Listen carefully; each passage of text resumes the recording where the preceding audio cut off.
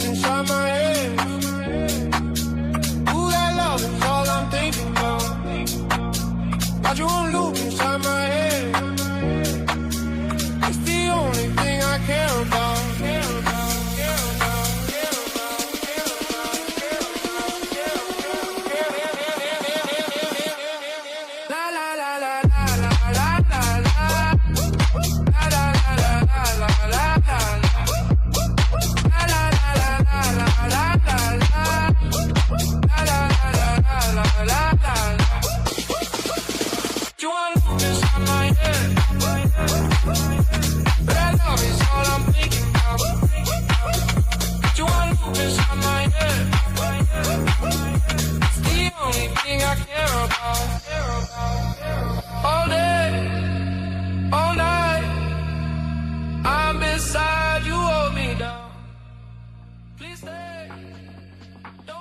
What's happening, ladies and gentlemen, and welcome into your afternoon BETSPRESSO here on the Betting News Network.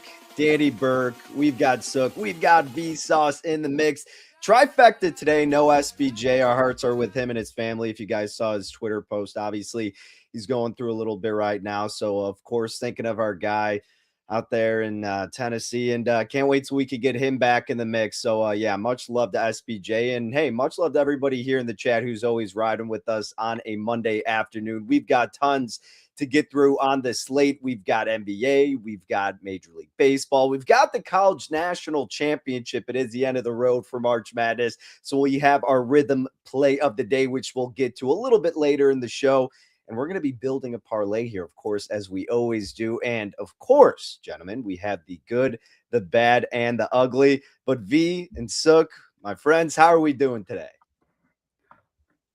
Oh, first mute. Let's go. SPJ. That would make SPJ actually feel a little bit better on this somber day. Yeah, I will say that. Probably would have. And obviously, wouldn't be the same. I was going to say it's been a good day, but maybe not that good. Maybe not that good. I'm sweating the Rays with you, Danny, but you love some day baseball. You got a full slate of games. Like you said, the national championship on the line today, and then a nice-looking NBA slate, despite what some people might have you believe. Yeah, Sook, you a big fan of the slate tonight? I see you nodding approval there. I am, Danny. If you weren't aware, I was chasing Ryan Rupert for weeks and weeks. They wouldn't give me lines. In Canada, you can actually bet on two-way players. And finally, they let him play, and he had a triple-double. I couldn't even bet it live. At least with Julian Reese,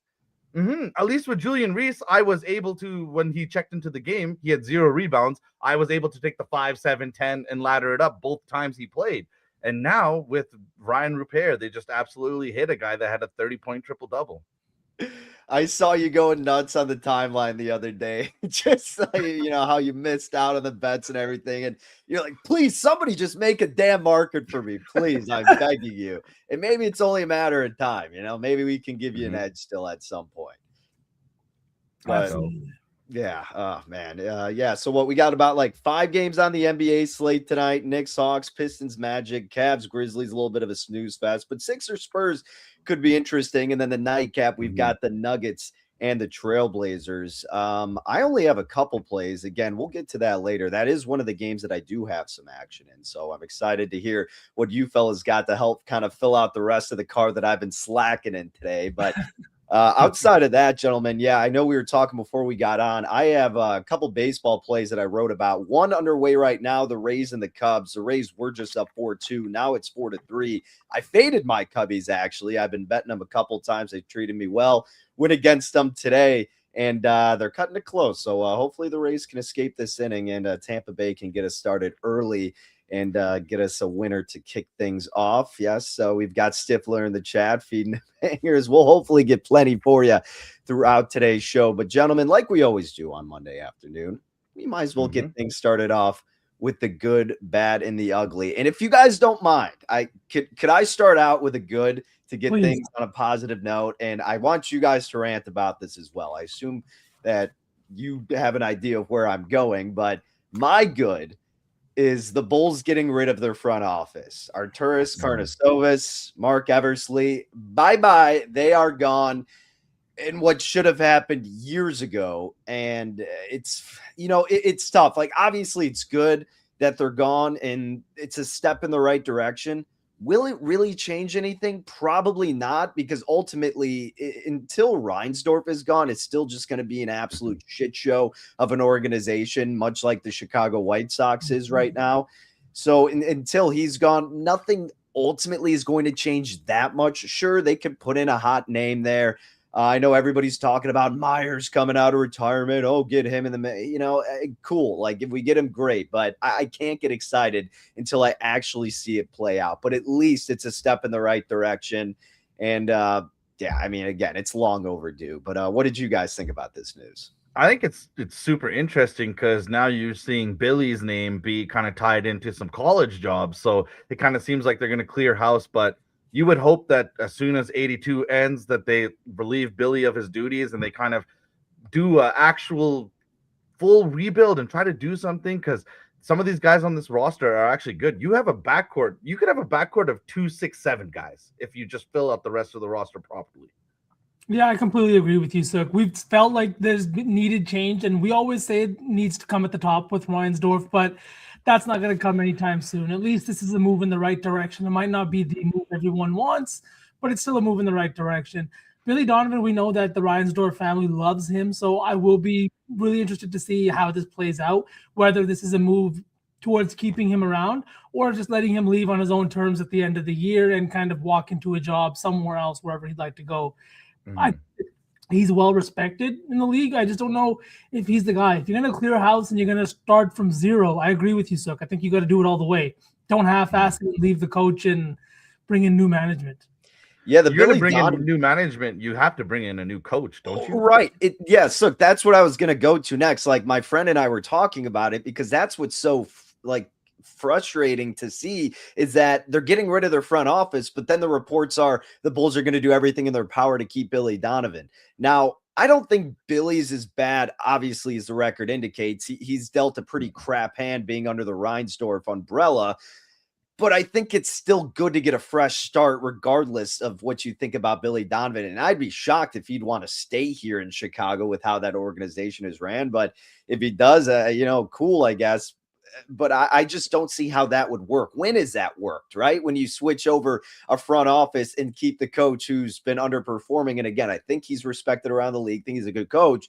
It's just not been working out for him. And yeah, again, it's weird seeing those reports that they're going to do everything in their power. But you're right. So, I mean, like, apparently their relationship is great and they want to keep him as long as they can. Yeah. But like, why? Now you both look bad. Once there's a lot of question marks, like, it's so hard to be good in professional sports that if you're just letting lingering, hanging question marks sit around you, you're just doing a detriment to your franchise. Just be tidier. Mm-hmm. Yep. Yeah. Do you think that deters certain general managers from wanting to come if they're so attached to Billy, or do you think Billy's a good enough coach to where they could still get a big name piece? I mean, we see it from as little as things like with Memphis. They call their practice facility the dungeon. Players don't want to play there. We see Josh Hart come out and say the medical staff in Portland is absolutely horrible. Guys don't like to rehab there. So I think that if we're talking about little things like rehab and practice facilities, definitely the ownership group will keep people away. And I'll never forget when KD said, when he was doing his free agency hunt, he said, it just ain't cool to be a Knick anymore. Yes, Brunson has rehabbed the image a little bit, but at the end of the day, all of these players have a lot of preconceptions they hold near and dear for whatever reason. Yeah, and I completely agree, especially if you're bringing in a new GM. It's going to be harder. I think it really narrows down your pool of available guys because you have to have a built-in coach. I don't think a lot of guys coming into a job like this are going to be looking for a coach already built in, because now if we're looking at this in terms of hierarchy, obviously the GM and the president or whoever's in the front office holds more power. But when we're looking at who has more power with the Reinsdorfs, that might create issues as well. So I think you got to just clear house. And I'm with you, Danny. I think Billy Donovan might want to leave on his own and just start something else somewhere else. Yeah, and that was interesting, too, to see his name getting rumored for the Tar Heels job, but now it's Mike Malone, who I guess someone was saying in chat earlier, I think it was Garrett, was saying that his daughter plays volleyball there. I didn't even consider Mike Malone being in the college conversation. It just seems so annoying and stressful to go from an NBA coach to college where you have to deal with recruiting, NIL, and all the BS surrounding that. But I mean, that news was appalling. Did you guys foresee something like that happening with him? I didn't foresee it, but I also thought appalling is a very good word for it. This is a guy that was fired from Denver for not developing some of the lesser guys, not getting them in the rotation. Some of these guys that they traded for, like Julian Strother's pick during the NBA Finals, they thought he would be something. And Mike Malone just did not develop any of these guys. And then on top of that, once he was fired, all the reports out of Denver were that he treats everyone differently. If you're a Jokic and a Jamal, you get treated one way, but if you're the 15th guy, you're going to be treated like dirt. So that's going to be interesting with 18, 17, 19-year-olds. Good luck, Mike.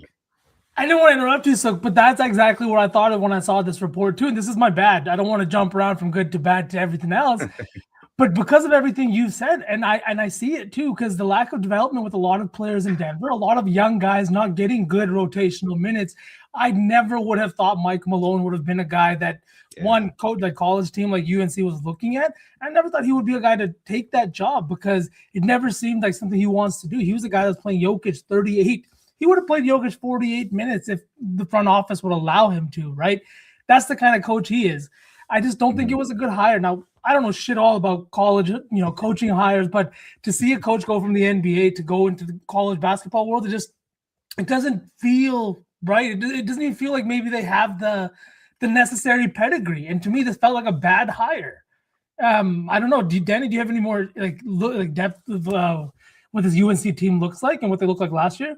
I don't. And I guess like to counter what I was saying about why would a coach want to go there and deal with recruiting and NIL, if you are at a program like North Carolina, it almost speaks for itself. So I'm sure it's not as excruciating as it would be certainly for some other universities, but it's still an unproven coach at this level in Mike Malone. And I say unproven because not that he hasn't accomplished anything in the NBA. I mean, it's a championship winning coach. He's proven himself to that degree, but it's still completely different atmosphere in college to go on these trips, to recruit these kids, to keep them there, all the NIL factored in. And it's just a different style of ball, as everybody knows. So I think it's a peculiar hire. I don't know enough to, slam my fist and declare one way or the other, but I think it's interesting and it feels similarly, not fully the same, but similarly to them hiring Bill Belichick, where you don't actually think it's going to work out, but it seems sexy because it's a name brand guy from the professional stage. And that's going to get some of these kids here.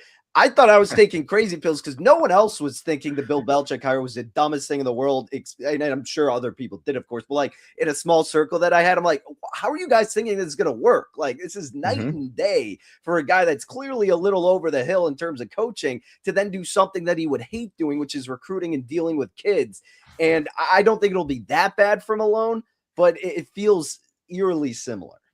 I didn't even think of that fucking similarity with this both being obviously the UNC. That's fucking hilarious. That's hilarious. You think that there's any overlap on that hiring committee? I don't know, man. Who's the AD? We need to fucking look into this. What is this? There's just one guy in the corner that's like, guys, we got to get a name. Let's get a name. What name isn't going to get a different job? Let's get him this job. The AD must be like 89 years old. Where Belichick is, he's still young. You know what I mean? He's still got it. Well, I saw someone say they should hire Tony La Russa for their baseball team too, just to completely It's like how in hockey, how John Tortorella keeps getting a job. It's like, dude, he loses the locker room in 365 days or less every time. Every time. That's it. He'll go on a hell of a run. That's it, though. Man. All right. Well, let's go to the goods for you guys. Sook, you want to dish out yours? Yeah, I'll go mine because MCal's kind of talked about it already. The dark side of the moon, boys. Artemis 2, 4 astronauts are going to go on the moon and for the first time ever send us back detailed imagery of the dark side of the moon. I think it's cool. We talked about this a little bit last week. I love when humanity is trying to push the envelope and do better. So I love this. And shout out to the first ever French being spoken in space. French-Canadian astronaut did talk back to Prime Minister Mark Carney, which was a cool moment to see.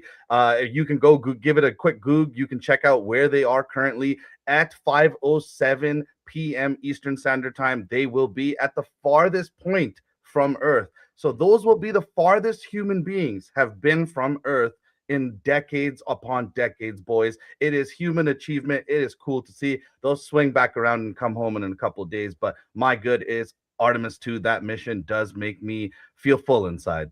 Absolutely. Like, that was a great good. That was fantastic. I agree.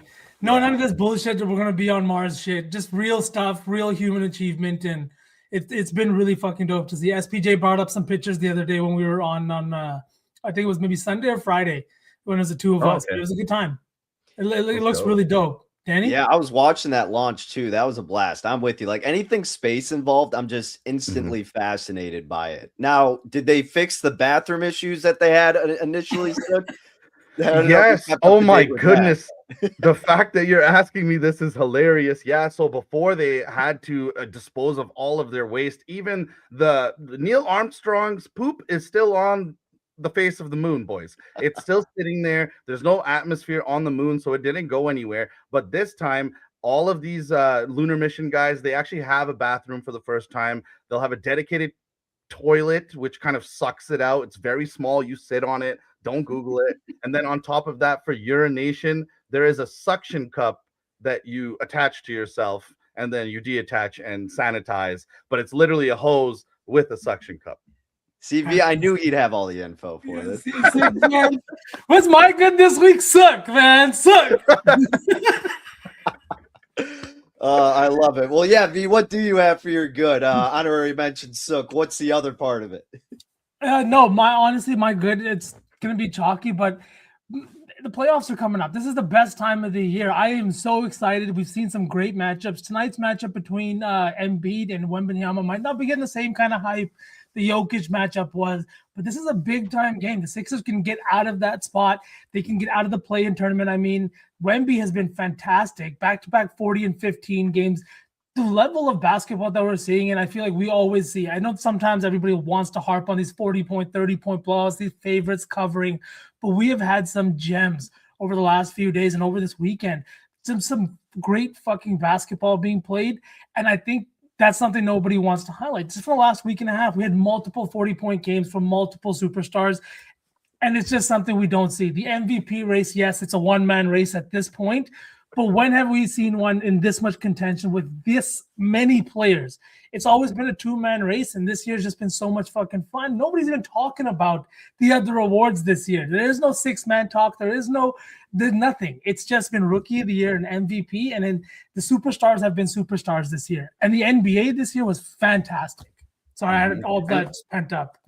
And I know that last game, Embiid didn't go for 70 against the Spurs again, but he did hit 70 against them 2 games ago. And on top of that, in 2024, he got a French national passport and wanted to play for the French national team, except he went to France and was booed on the streets of Paris and then decided to not play for the team. So this will be a little bit of a fun game. There's no way somebody as edgy as Victor Wembanyama ain't going to ask him, Joel, how's the passport? When was the last time you've been? Yeah, it's going to be, you just know, back and forth in French. You know what I mean? En français? That's exactly what's going to happen today. And I'm very, very excited. Well, V, you brought up these awards, and I was telling SBJ on Saturday, because before you guys came on for All Sauce Team on Friday, I was talking about it with Shags about Cooper Flag being 10-1. And I was literally like, I need someone in chat to convince me to throw a flyer on Cooper Flag 10-1. Naturally goes off for 40, 50 points. And now he is minus 210. Con Knipple is plus 170. Another close race is the most improved. Nikhil Alexander Walker's minus $2.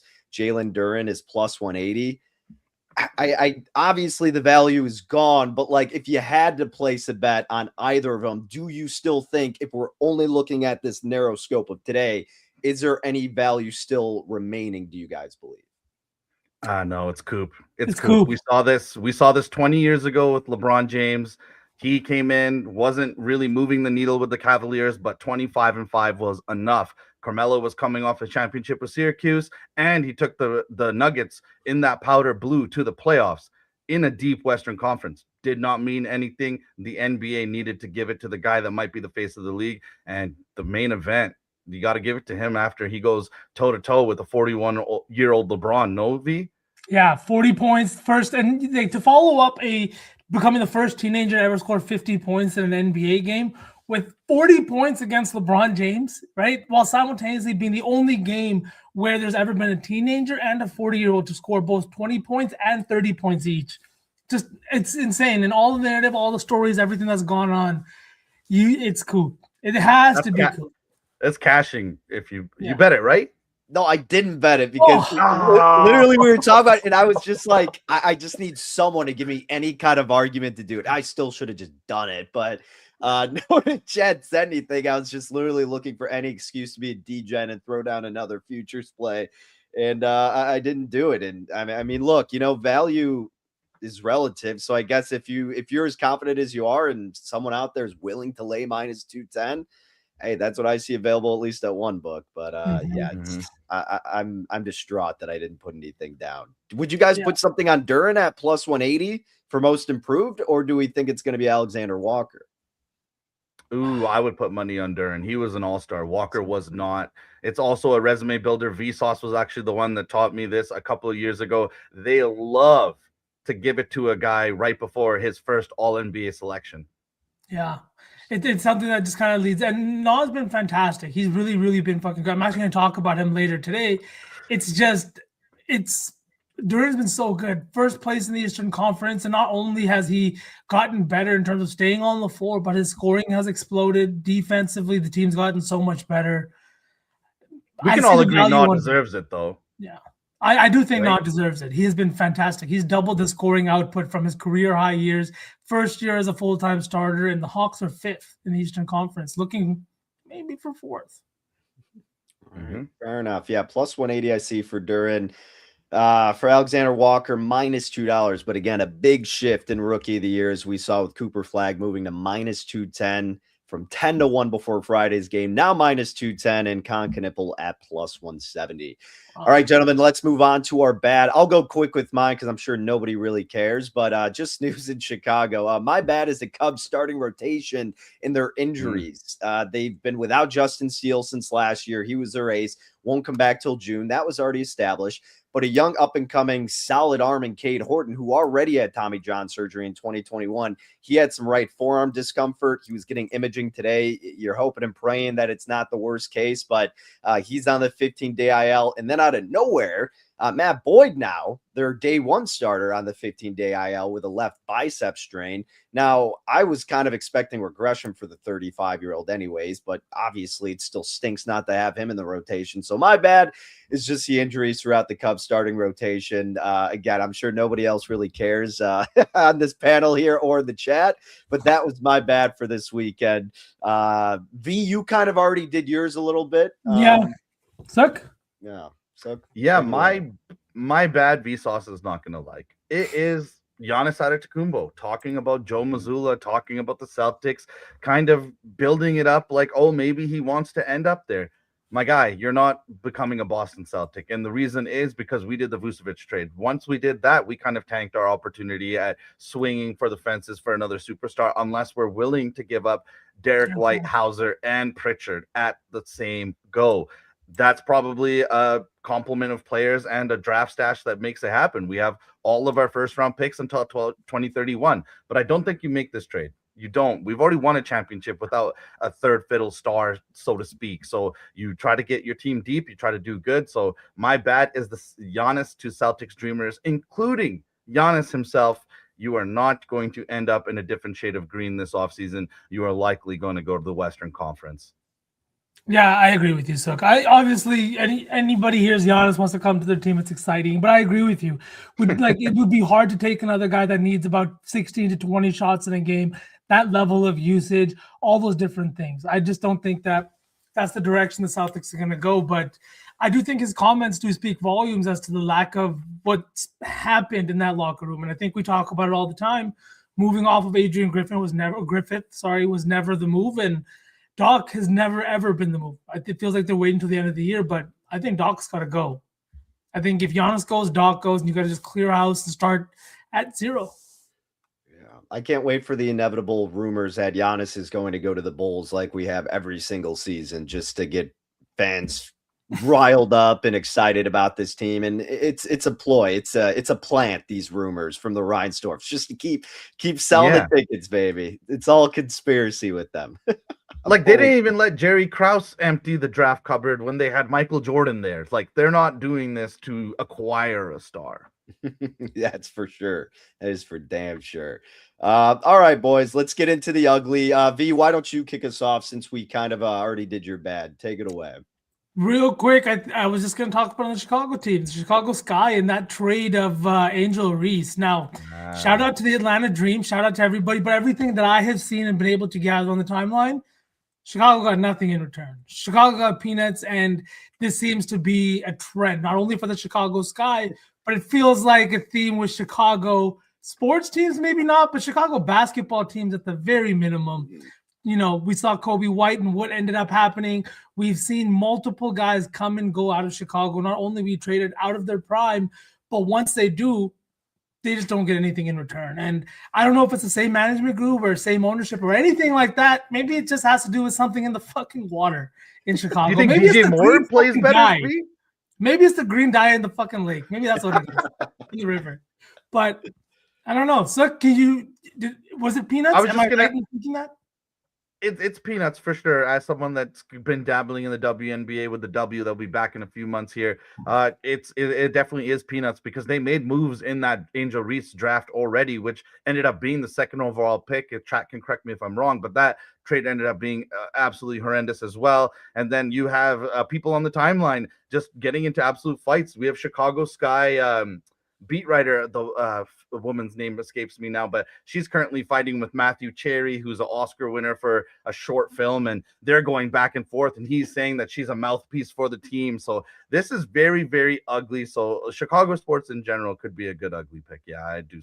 Well, who's the mouthpiece for the team? Sorry, Angel Reese or the writer is the mouthpiece for the team? The writer, because she put out an article minutes after the trade happened that it was a bad marriage that started off on the wrong foot, and she already knew it was coming. She knew the trade was coming. She had it ready to go. It's a literal mouthpiece. Yeah, and shout out Matthew A. Cherry. He decided he did not like that and called her goofy right away. Yeah, like that just sounds absolutely unreal. Like she was the only person putting asses in seats for a long fucking time. Can we, you know what I mean? I don't know. Anyways. And now she's going to go to ATL, which has such a rich culture. And we'll talk about ATL's rich culture when I go to my ugly. But Danny, you want to go before me? Sure. I'll keep it in hoops here. My ugly was the Final Four this past weekend. Very underwhelming. Not a big fan. And yes, I'm salty because I needed Arizona to win one of my brackets. So that does play a part of it. But I mean, just an absolute blowout in that second game. And even the first game, I mean, there were spurts where it was competitive and Illinois kind of made it exciting coming back and eventually lose by 9, 71-62. But Michigan and Arizona, a 1.5 point spread, 91-73. Michigan gets the job done. And look, massive credit to Michigan. All the credit in the world to them and to UConn for winning. I'm just saying I thought it was ugly from a viewing perspective if you didn't really have much skin in the game or weren't a fan of the team, because I was ready to turn that second game off in a matter of 5 minutes and couldn't care less because you already knew it was over. So, the Final Four viewing experience, pretty ugly this past weekend. Bad day for the blowouts only exist in the NBA card, huh? Yeah. That's right, baby. All right, so take us down to ATL, baby. What's your ugly? All right, my ugly is the hypocrisy of Luke Cornett. And I'm going to go ahead and play this video and reserve my comments for after.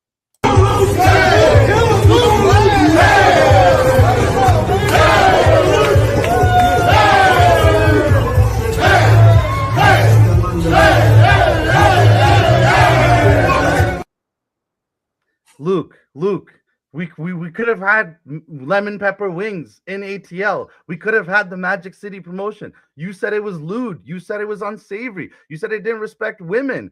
Then, my guy, at 7'3", you decided to hump the air for 14 seconds with a cameraman at your waist height. What are we supposed to think you're doing there? You're not doing just the cha-cha. You're going at it. You're having a good time. You're being an adult. You're just hyping your team up. Bismack Biyombo is on a pedestal. We're not saying that you and Bismack are being strippers for the rest of the team. You're just dancing, having a good time. So, Luke, next time you want to disparage the Magic City promotion, just remember, sometimes dancing is just dancing. And easily, easily someone like me could make it seem like you're trying to toss around your 7'3" junk in front of everybody right before the game. We can all make assumptions, but at the end of the day, my ugly is the hypocrisy of Luke Cornett. My guy, you're humping the air for 14 seconds, but you couldn't let these guys have some lemon pepper wings while they watch the Hawks? Come on. Like literally, bro made it seem like they were gonna have strippers on the court during the game. My God, man. Dude, he's just hitting the Dak Prescott. He's not dancing. He's just doing the Dak hip thrust, you know? Is that what that is? Is that what that is? Like, I mean, it looked like it. Do you remember that video of Dak when he does that hip flip, like when he would warm up? But it makes sense. I don't know. It's weird. I mean, he's definitely not doing that. That's what it looked like, though. But no, he's getting hyped up for his dance move there. No question. No, I just wanted to take another opportunity to take another dig at Luke. I know. I feel like there's the Mount Rushmore people that Sook hates, and it's Cornette, it's Maury, it's Adam Silver, and we're just waiting to fill that fourth spot unless I'm missing someone here. Yeah. No, we'll find that fourth spot. Yeah. Oh, man, that's good. I love that you had the video queued up. That's fantastic. That's so funny. All right, there we go. That's our good, bad, and ugly for this Monday edition of Afternoon BETSPRESSO. I know we're going to talk college hoops. Before we do that, I will really quick just rifle off a baseball play that I do have starting in a little bit. I'm taking the Miami Marlins on the money line minus $1.25 against the Cincinnati Reds. For anybody who didn't read the article, if you want more in-depth analysis, check it out. bettingnews.com, but I am trusting Junk here. Jansen Junk, the pitcher for the Marlins, who treated me well in his first outing when he took care of business against the White Sox. On the other side, Brandon Williamson, southpaw, was coming off major injury, had his first outing, but gave up 6 earned runs, 6 hits against the Pirates. And even before that, in the years where he did play, his numbers were very alarming. His underlying metrics pretty concerning, with a 472 xFIP and 117 innings in 2023. 2024, in only a 14-game sample size, 496 xFIP. And then he comes back after a year off, major surgery, gives up 6 earned runs right away against the Pirates. So I think it's a big advantage for the Marlins, who avoided a sweep yesterday against the Yankees. The other side, the Reds, they just swept the Rangers, if I'm not mistaken. So I think they kind of fall back down to earth. And their offensive numbers would lead you to believe that. They're 29th in ISO against righties, 27th in OPS, and 73rd in weighted runs created, or they have a 73 weighted runs created plus. They are 28th in that regard. So I certainly like the Marlins. Like I said, we're already sweating out the Tampa Bay Rays right now. So hopefully we can get a couple of dubs on the diamond. But that is my second play in baseball for tonight. If anybody else has anything, feel free to leave it in the chat. Otherwise, gentlemen, should we do a little bit of dancing on this Monday afternoon? Please. You want to dance, Sauce Man? Absolutely. This is the rhythm of my life. My life. Oh, yeah. I know you want to say it. This is the rhythm of the night.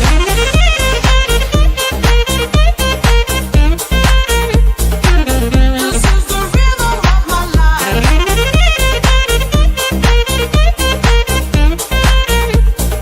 This is the rhythm of my life. All right, chat. We are going with the over in tonight's final. We got the UConn-Michigan men's final tonight. It's going to be a big game. We got the model projecting this for 148.8 points. Michigan 77.7, UConn 71. They like Michigan on the spread here as well, but we know what Dan Hurley can do. So I'm just taking the over and I'm rooting for points. We know these games are tough. We know sometimes our rim feels a little bit tougher, in these final games, but I'm going with the over 146 and I'm running with the model. I'm going dancing, and make sure you tap in with the homies over at Rhythm. They've been fantastic. They're also on the diamond. So lots to get into, even though that we got the college basketball season ending. Code VIBES25 for 25% off, and not the models that you want, but the models that you need. Right? No, yes, that's exactly how it goes. That's our Lord and Savior. I need to clear up on scripture, obviously. I need to review scripture. But yeah, Danny, anything you want to add on this one? No, I like it. Look, hey, anytime you're convincing me from a model play to go with an over, I mean, I think that's a pretty easy sell for most people. And again, I'm just hoping for a good game here because, again, I don't have as much interest now that Arizona was eliminated. So I am, biased in this regard. It's a 6.5, 7-point spread. I'm kind of waiting outside because I'm going to tell this. Rhythm's been treating me amazingly every time we dish out a play.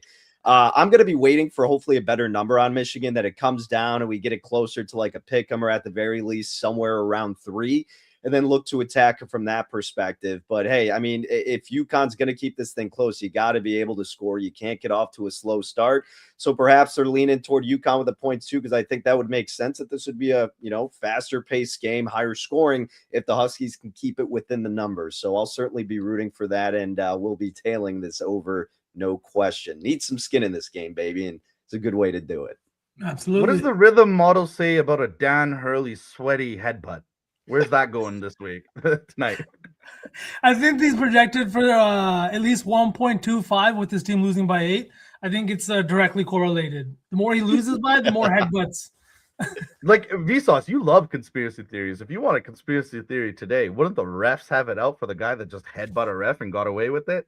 I was thinking that in the last game, but it seemed like he was doing the same thing, and then he's mocking them in the post-game interviews. Like, did you see that with the interviewer? He's like head to head like this with her. I was like, all right, Dad, I see you, man. Well, apparently that ref was like his buddy, I heard that they were saying. So it wasn't more like a showboat. It was like, like I'm the man. Again, that's a report I saw, and that's how people were trying to defend it. Either way, it's still a psycho move, and I love a psycho head coach. But I don't want one that's going to potentially put my team's chances of winning in jeopardy from making physical contact. It makes me think, like, if this guy did actually start coaching the Lakers at that time where, like the whole like controversy was going on, could you imagine? He would get teed up for going head to head with LeBron James, like his own player. Like that's what would happen. Dude, 100%. I mean, how would they even mesh together? It'd just be ridiculous. Insane. Yeah, this is a great question I have for you guys, because as someone that's completely like, I loved college basketball in high school and college, and then I moved away from it just because of the brand of basketball didn't agree with me. The NIL made things messy.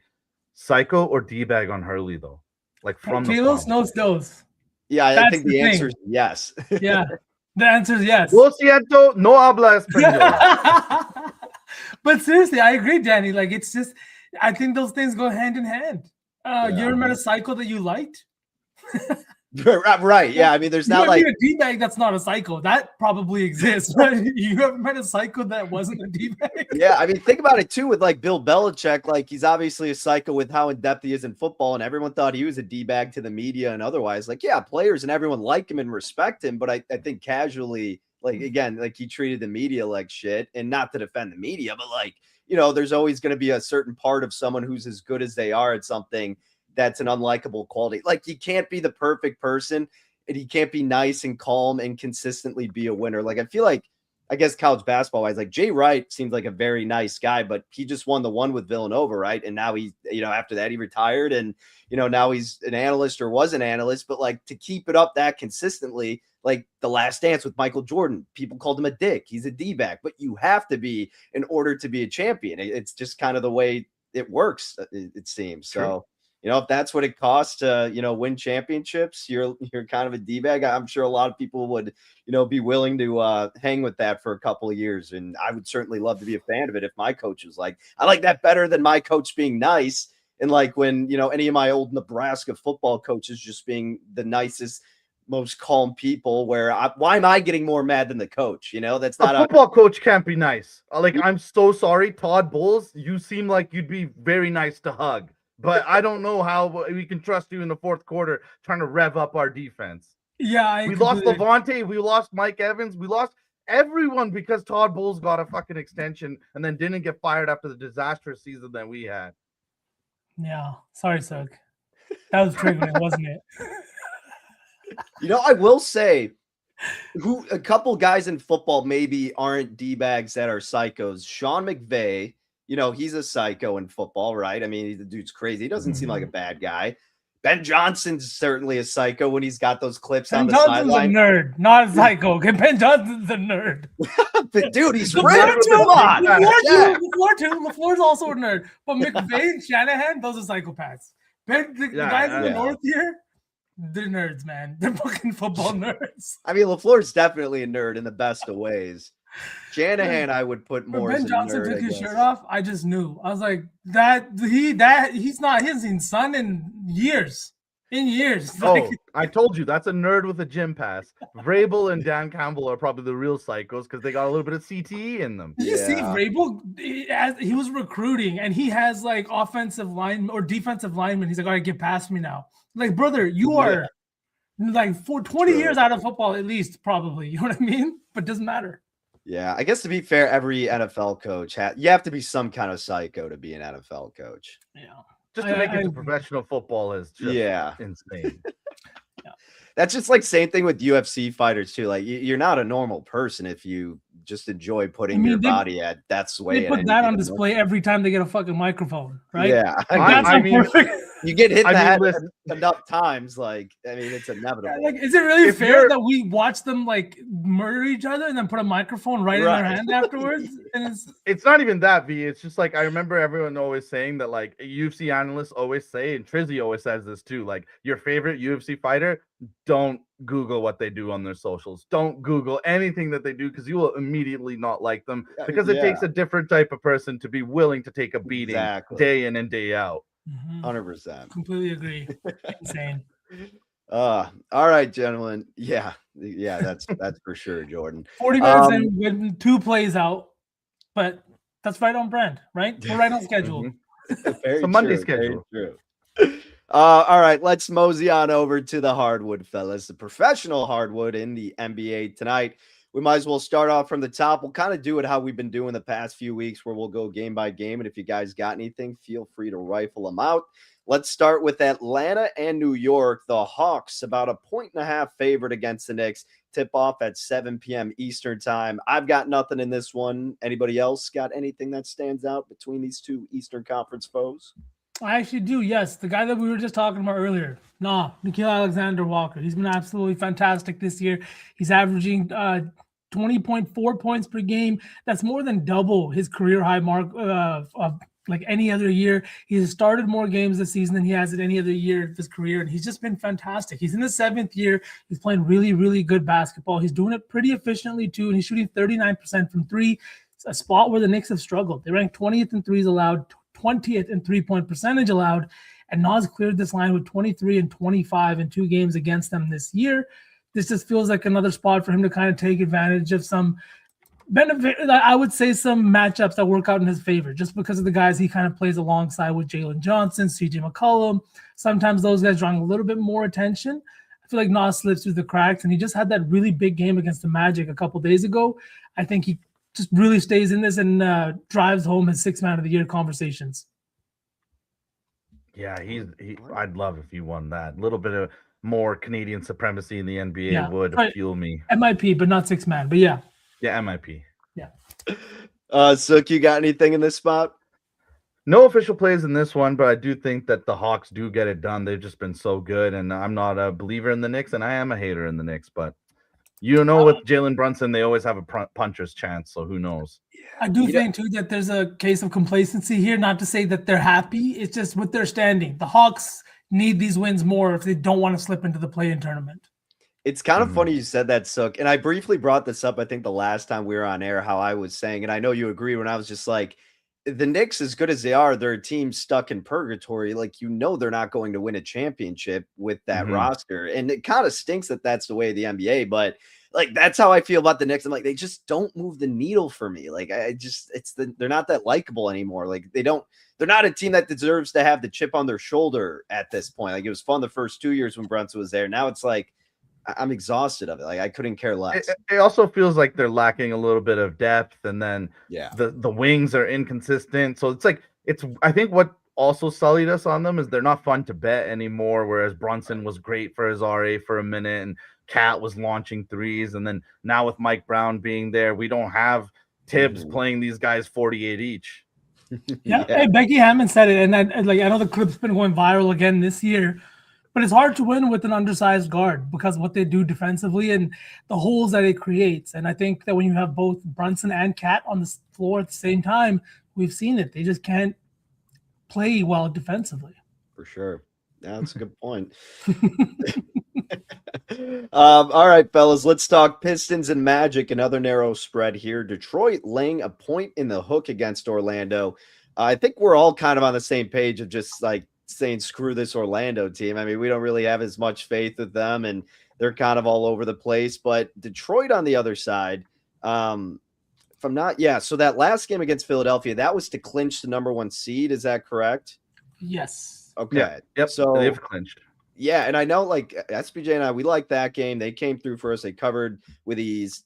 Do we think they go into this game a bit more lackadaisical because they did what they needed to do, getting up the number 1 seed, and now it's like, who really cares? Or do we still expect a full-fledged effort from the visitors? Sook?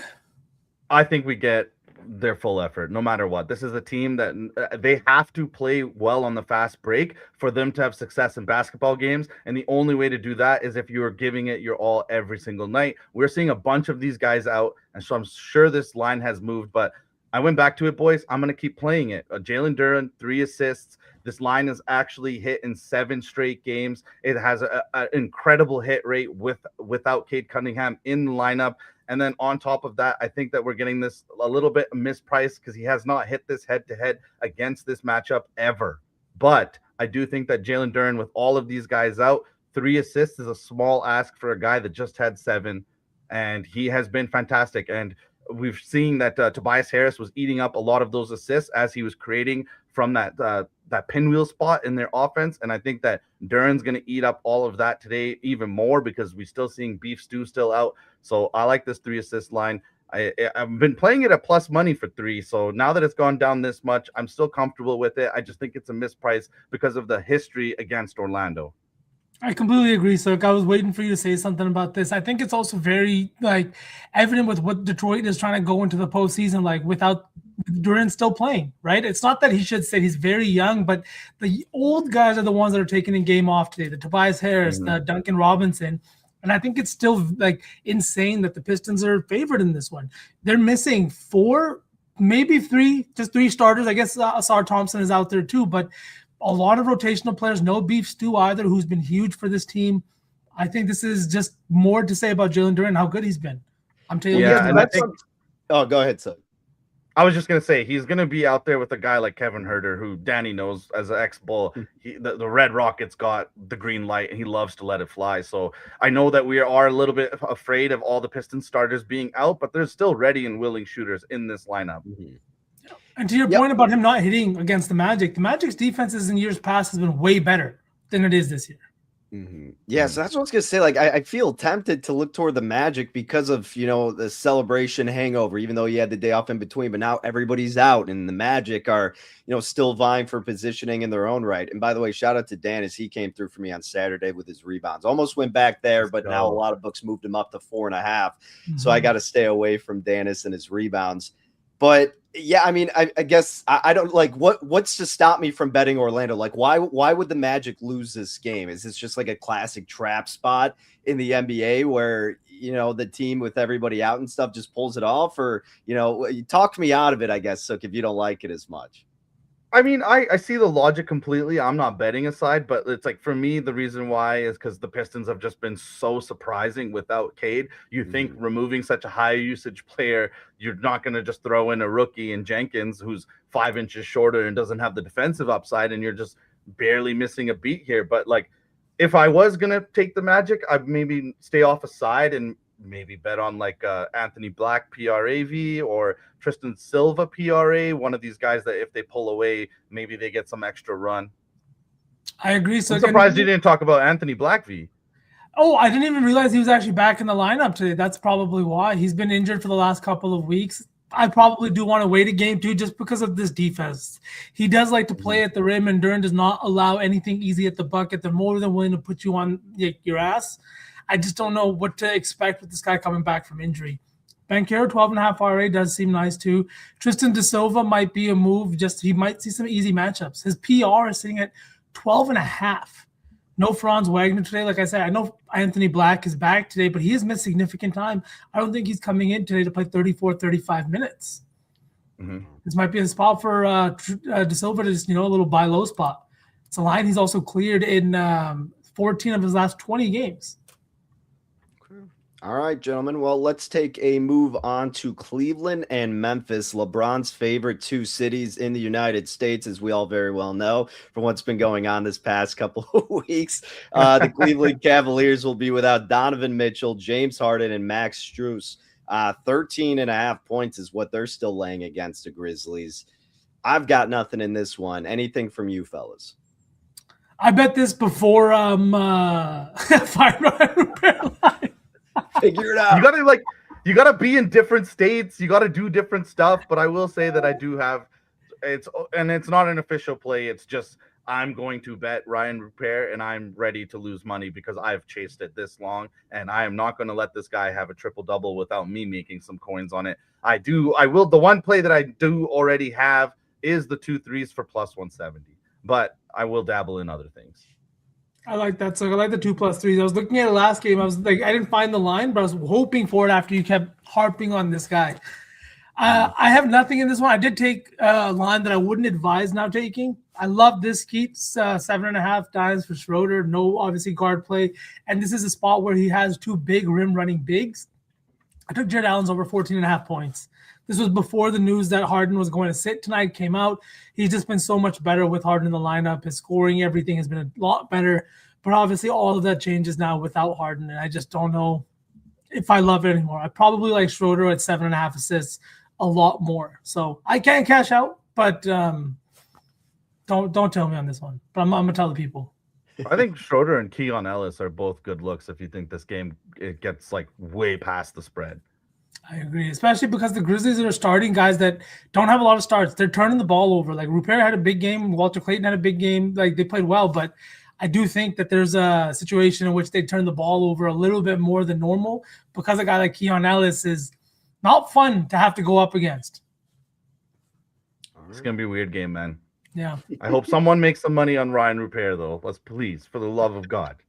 Yeah, I didn't see anything available in my neck of the woods, so I'm kind of salty now. You're getting me pumped about this kid, and now I can't wager on him. You're teasing me, Suck. Yeah. Story of our lives, Danny. This is what happens here on Sauce Team. What, Suck just teases everybody's story of our lives? Yeah, 100%. It's so bad because in Canada I can get the lines, and then randomly, like New York won't have it, or some other state won't have it, so it's just frustrating. But then SPJ's book won't have it if he's scared of it. Right. This is true. Yeah, we'll figure it out one way or another. But that'll, like you said, could be a wonky game between Memphis and Cleveland. Down in San Antonio, the Lone Star State, we've got the Spurs and the Sixers. San Antonio laying anywhere from 8.5 to as high as 9.5. But again, mostly 8.5 to 9s out there in favor of the home team as the Sixers head to town. This is actually a game where I do have a play, and everybody's going to hate it. Everyone's going to despise it. But Is it Wemby unders? No, it's not Wemby unders. It's Paul George unders. It's Paul George under 18.5 points minus $1.23. But he's been so hot since he's been back. I mean, 28, 25, 19, 39, 23, and 20 in the 6 games he's been back. Why am I fading him? Well, it just seems like a good sell high spot where everybody's going to want to jump in on his overs. But you're finally playing a very respectable defense. Spurs third in defensive points per 100 possessions allowed and effective field goal percentage. They're also 7th in 3-point field goal percentage allowed and 11th in mid-range field goal percentage, which is where a majority of PG shots are coming from. So simple enough. I'm just selling high here on a tough defensive matchup, and hopefully San Antonio cares about this one all the way through and locks them down enough. And if they do, then yeah, I'm liking his chances to stay under 18.5. Again, laid minus $1.23 earlier today. The way he's been balling him. Did you see the stat that the 6-game stretch is his best stretch since 2019 when he finished 3rd in MVP voting? I did not see that. Perfect. Like, do we think PG's keeping this up, man? I don't think so. I sure hope not. I love Castle today. Even if you don't want to take, like Skit is saying, like the PA, like, oh, sorry, and you know who is saying as well. I think the RA is a great look as well. His size, his speed. You'll know he'll be getting downhill, passing out to his open shooter. So I love Castle in this one. But I did also have a play in this one, and it's assists again, boys. I'm going to Wemby. Over 3.5 assists, the plus money. I could not resist. Coming off 7 assists against Denver. Now he's taking on the team that gives up the 22nd most assists in the game, and the last 2 games he's played them, he's had 4 assists in each with 5 potential in both of those matchups. Wemby has been shooting. He's, like DB said last week, it was really funny to see him trying to run up his own box score. So I think that he's going to continue to do that tonight. And just coming off 7 assists last night, which was plus 950, has dropped way down now. I think he's got plenty of opportunity to get double teamed tonight. And at 7'5", you know, that kick out pass is pretty simple for Wemby. So at plus money, I had to take it. I like this play. I think I'm going to tally on this one. I like it so a lot. Logic's there. I went a different direction. Like you just said, you know, he's trying to stuff the stat sheet. I took the 41.5 points and rebounds. This is a matchup in which there is a lot of narrative, both because of the French connection, because of the fact that he also got 70 points on his head top. They haven't played each other in 2 years. The last time they faced off was 2024. This feels like a spot where Wemby has just come so far from that game. The last time they met up, Embiid actually played 9 minutes. He left the game early due to injury, and I just think that this is the perfect spot for Wemby to have another big game. He's been taking a ton of shots. He has been very, very active on the offensive glass, and that's a place the Sixers have really struggled this year. They're 26th in opponent offensive rebound rate, 25th in opponent second chance points. And that just feels like the perfect spot for Wemby to kind of have a big game. On the offensive glass, he's averaging 2.8 offensive rebounds per game in his last 10. And again, he's not playing over 30 minutes, not because he can't. It's because they are just blowing teams out. They have an average margin of victory of 8.1 points. That jumps to 9.2 when they're favored. This is the team that's just been blowing teams out. And in a close game like we saw the other day, he's going to take a ton of shots. And he might not have a lot of opportunities like this where he can just take a ton of shots and play over 30 minutes. So I took the over 41.5 PR. Take the PRA if you want to go that way. I wasn't sure if Silk was going to be on the assists. So I do like that angle as well. Yeah, it was funny to see because SPJ and I resist the plus money. Yeah, it's hard to. I was going to say about resisting, like it's hard to resist any of his overs on Saturday. SPJ and I talking about his rebounds over 11.5. Like, sure, Jokic is on the other side, but it's Wemby and it's 11.5. And then he ended up grabbing 18 boards. And we know how much more effort he's putting in, as you alluded to, so padding these stats. Now they adjusted it. I think it was as high as 13 in the hook, which again, it's still so hard to take an under. The fear is that maybe they blow him out and you don't get all 4 quarters, but if he's going to be out there for the normal time, yeah, I don't see how you're betting any of his unders right now. It's a scary time. That's the other thing, too, where I'm sitting here. I don't think it's going to be a blowout. Maybe I'm insane, but I think the Sixers are a lot better with Joel on the floor. 9.5 point spread. This is a team that is averaging almost 120 points per game with Joel on the floor. This is a team whose offensive rating gets better, almost 8 points with Joel on the floor. And this is a team that just plays so much better, even if he's not shooting well. We saw it in that win against the Timberwolves the other day. This is a team that's better with him on the floor. They've also put up big numbers against other good defenses recently, like Miami, like the Hornets, like the Timberwolves. And those are all. Sauceman, that's a perfect thing to the question in chat. You just said he played really good against Minnesota. He had 7 assists against them, and he's actually had 7 assists 3 times in his last 10 games. And today he takes on the Spurs, who are 28th to assists allowed to the center spot. I think that's a great look. And I think because, too, he has that 70-point game, they're going to be looking at him and maybe guarding him a little bit differently. I think Wemby might be a little bit more aggressive in that sense, too. And that's exactly why I didn't take the assists, but I went with the over 1.5 threes. Now, that 70-point game, Joel took 41 shots. He took 23 free throw attempts, 2 threes. 41 shot attempts, and 2 of them came from beyond the arc. I don't think that's going to happen today. This is a guy who is shooting way more threes. If you look at his last 10 games, he's averaging just under 6 3-point attempts per game. He is a guy that is shooting 45% in those 10 games. And I think it's something he's added to his game to try to take some of the load off of having to play and bang around with the guys in the paint every single chance that he gets. Yes, his mid-range shot has been great. And yes, that he loves playing inside. But if he can unlock that 3-point shot, especially against a guy like Wemby, I do think it's going to be something that really helps his team get the win. We've also seen the last few centers that are going up against Wemby. They all haven't hit 2 threes, but a ton of them are taking way more. Jokic in that overtime game, 5 3-point attempts. Jokic hasn't had 5 3-point attempts probably in over a month. This is a guy who he makes you take more threes because of his size.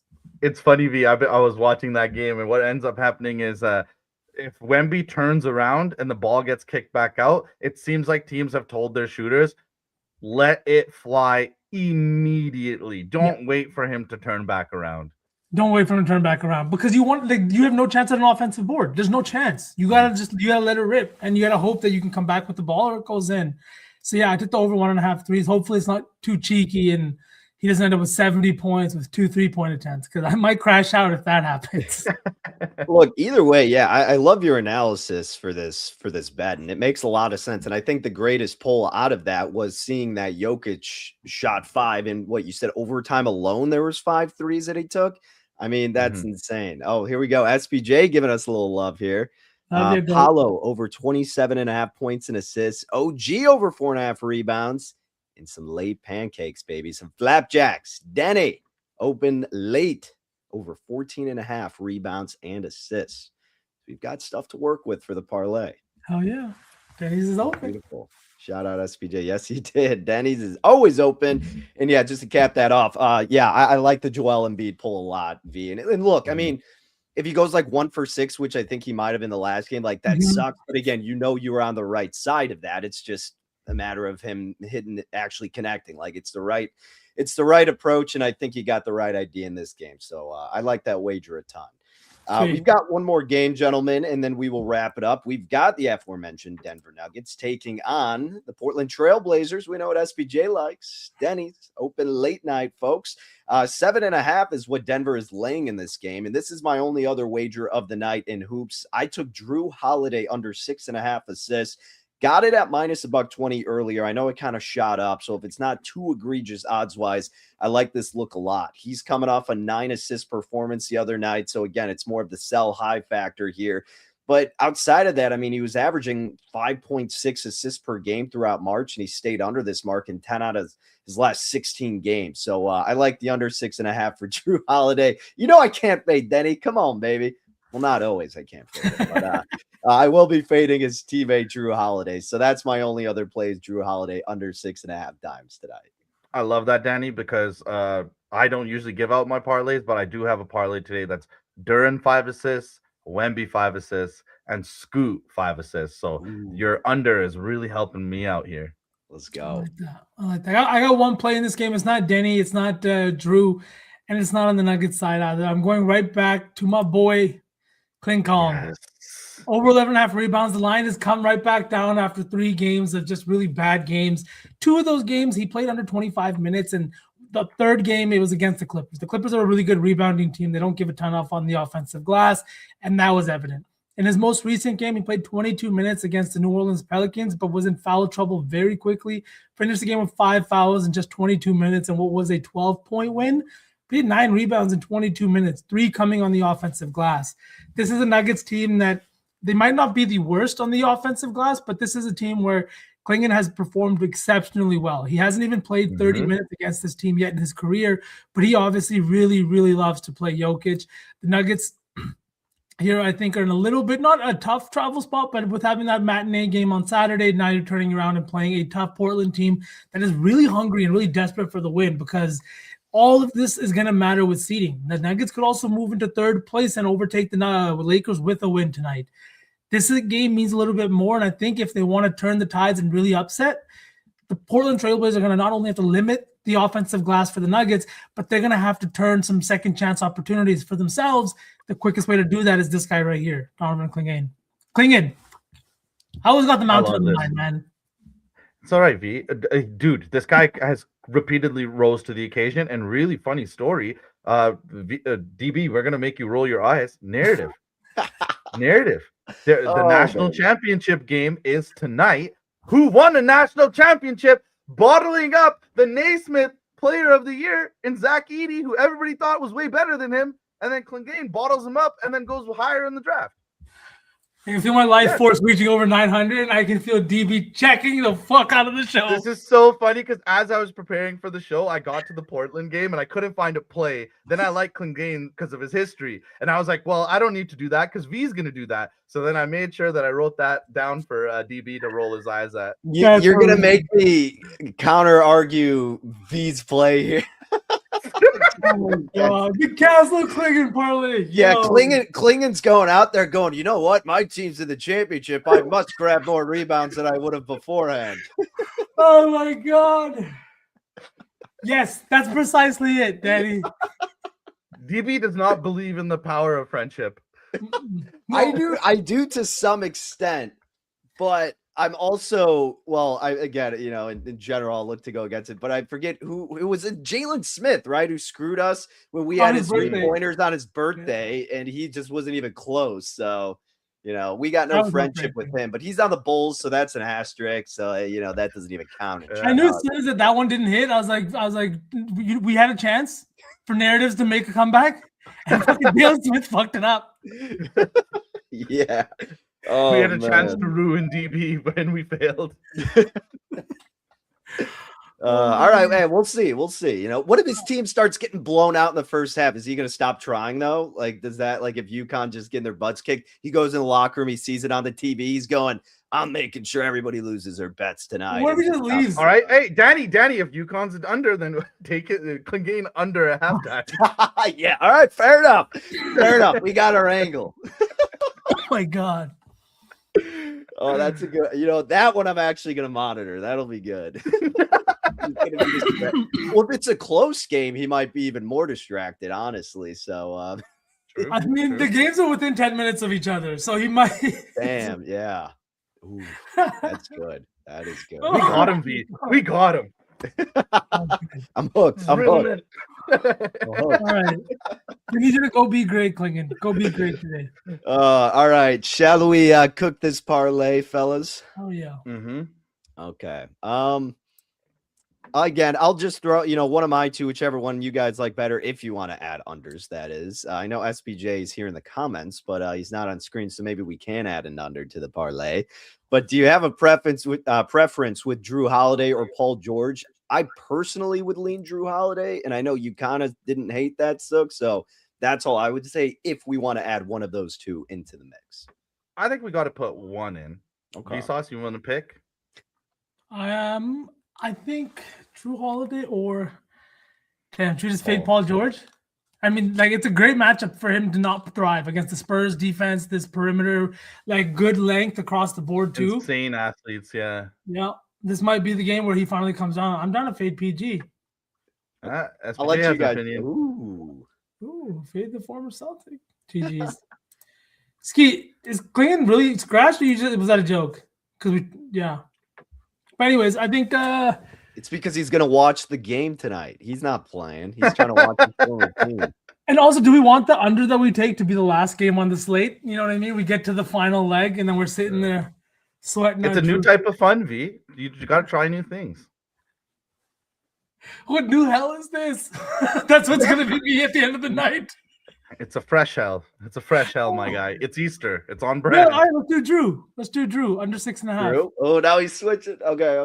That works. I mean, hey, the Nuggets and the atmosphere too. I could definitely see some more missed shots. I did think that this was going to be like a little bit of an under spot because the playoff atmosphere a little bit, everything going on. So I could definitely see some increase in the missed shots. Cool with me. And dude is old as shit going into the Denver altitude with Scoot nipping at his minutes Right. every game. Wow. All right. Let's see. Okay, so we got that locked in. Are you making this parlay, by the way, Sook? I am. Okay, cool. What was I know I liked your Wemby assists, and I liked your Embiid, but obviously you guys choose whichever one's your favorite. But I like those two a ton. I like Wemby. Let's go Wemby as the next leg.